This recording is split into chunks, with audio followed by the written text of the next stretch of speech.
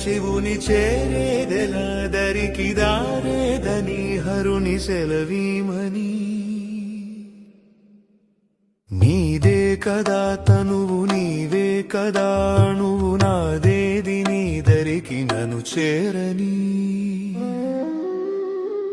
నా శ్వాస నీకు నా నీరాజనముగను నా స్వరము నీకు నా అభిషేకముగను ఈ తనువు నీకు నా నైవేద్యముగను నా కర్మలే నీకు పరిచర్యలుగను అక్షరములు నీకు అక్షతలుగాను పదమాలలను నీకు పూమాలికగను కరతాళ ధ్వనులివే మేళతాళాలుగను